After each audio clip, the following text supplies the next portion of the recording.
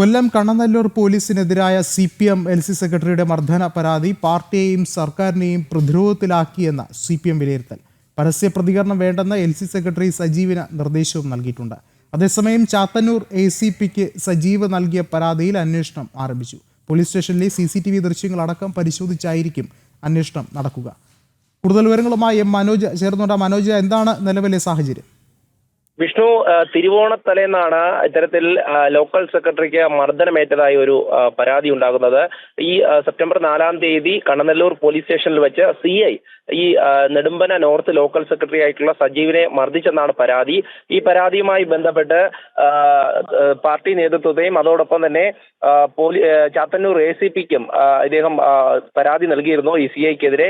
എന്നാൽ അതിലൊരു നടപടിയും ഉണ്ടായില്ല എന്ന് കണ്ട് ഫേസ്ബുക്കിൽ കുറിക്കുകയായിരുന്നു. അനുഭവങ്ങളാണ് ബോധ്യങ്ങളാകുന്നത് എന്ന രീതിയിലായിരുന്നു. അതോടൊപ്പം തന്നെ പാർട്ടി വിരുദ്ധ പോസ്റ്റല്ലെന്നും തന്നെ പാർട്ടി സ്ഥാനത്ത് നിന്ന് മാറ്റിയാലും കുഴപ്പമില്ല എന്ന രീതിയിലായിരുന്നു സജീവന്റെ ഈ ഫേസ്ബുക്ക് പോസ്റ്റ്.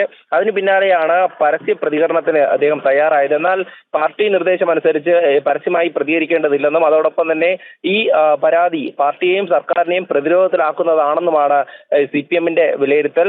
അതുകൊണ്ട് തന്നെ ഇനി മുതൽ പരസ്യ പ്രതികരണത്തിന് സജീവ് തയ്യാറാകുകയില്ല. എന്തായാലും നിലവിൽ ഈ പരാതിയിൽ ചാത്തന്നൂർ ACPയുടെ നേതൃത്വത്തിൽ ഈ അന്വേഷണം ആരംഭിച്ചിട്ടുണ്ട്.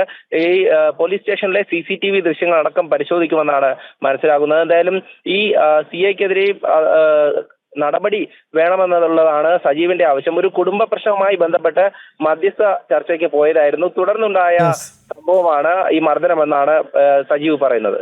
ശരി, മനോജാണ് വിവരങ്ങൾ നൽകിയത്.